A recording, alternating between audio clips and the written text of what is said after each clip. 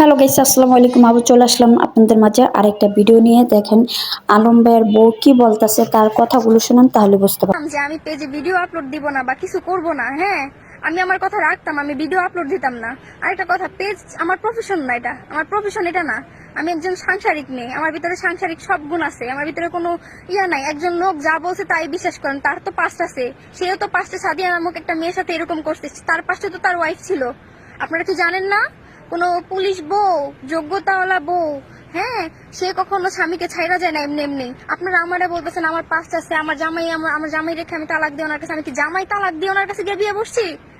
হ্যাঁ, আমার বিয়ে হয়েছে যখন, তখন আমি ম্যাচুয়ার ছিলাম না, তখন আমার তার জন্য ডিভোর্স হয়েছে 14 দিনের মাথায়। ওনার সাথে আমার বিয়ের 1 বছর পর ওনার সাথে আমার বিয়ে হয়েছে। এখন আপনারা বারবার একই কথা বলতেছেন, আমি খারাপ, হ্যান ত্যান অনেক কিছু। আর এই লোকটা বলতেছে কোন প্রবাসী থেকে আমি 2 মাস আগে টাকা নিচ্ছি। 2 মাস আগে আমি প্রেগনেন্ট ছিলাম, 2 মাস আগে আমি অসুস্থ ছিলাম। আমি কিভাবে প্রবাসী থেকে টাকা নেই? তখন আমি মানসিকভাবে সুস্থ ছিলাম না। মানে বুঝলাম না, উনি আমার ছাড়বে, আমার নামে এত খারাপ কিছু বলতেছে কেন? ভাই ছাইরা দিলে দেন, কিন্তু একটা মেয়ের জীবনটা শেষ করেন না। আপনি কি চাইতেছেন যে আমি আত্মহত্যা করে মরে যাই আপনার এই অপবাদ শুন না?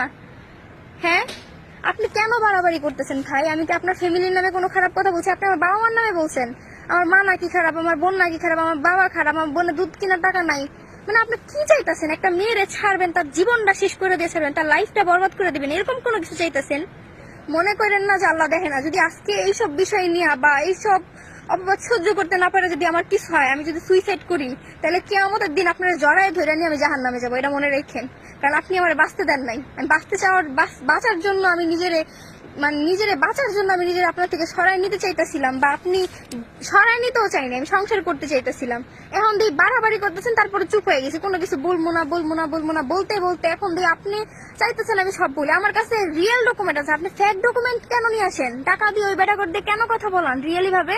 ওই লোক প্রমাণ দেখ, ডিরেক্ট লাইভে আসুক, শর্মিলা আমার থেকে টাকা নিছে। ওই লোক কি দেখে নাই যে শর্মিলার বিয়ে হয়েছে, শর্মিলার জামাই আছে? ওই লোক কেন শর্মিলার টাকা দিতে যাবে 20,000 টাকা? কি কারণে দিবে? আমি বুঝলাম না, একটা মেয়ের নামে এরকম কেন ছড়াইতেছেন আপনি?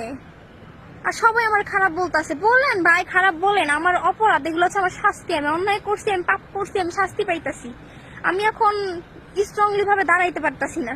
এখন আপনি কি চাইতেছেন শর্মিলা নিজের ইচ্ছে কিছু করুক? আর আপনি কিভাবে বোন আর বদনাম বলেন? আমি তো আপনার লিগেলি এখনো বউ, আপনি আমাকে ডিভোর্স দেন নাই। একটা পুরুষ তার বোন নামে কিভাবে বদনাম বলে? কোন চরিত্রবান পুরুষ কখনো তার বোন নামে বদনাম বলে না। কালকে যেহেতু আমি কালকে একটা জিনিস ছাড়ছিলাম আমার হাজবেন্ডের বিষয়ে, সেটা আমি সাথে সাথে ডিলিট করে দিছি। কয়েক মিনিট পরে আমি ডিলিট করে দিছি। কেন ডিলিট করে দিছি? এটা আমার হাজবেন্ডের মান সম্মানের বিষয়। কিন্তু আপনি তো আমার মান সম্মান রাখলেন না। আমি আপনার কেমন বউ যে আপনি আমার মান সম্মান ধরে রাখতে পারলেন না?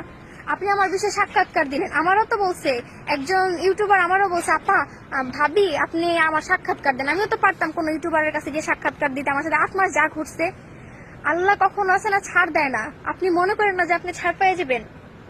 হ্যাঁ, আর যারা যারা শর্মিলার দোষ দেখতেছেন যে শর্মিলা দোষী, শর্মিলা দোষী, একটা সময় আপনারা বুঝতে পারবেন। আজকে হয়তো ভাই অপবাদ অন্যায় সহ্য করে আমি চুপ হয়ে গেলাম, চুপ হয়ে যাওয়ার পর একটা সময় তো আসবে, আল্লাহ ছাড় দেয় না তো, আমি তো অতটাও খারাপ না। হ্যাঁ, আমার আগে একটা সমস্যা থাকতেই পারে,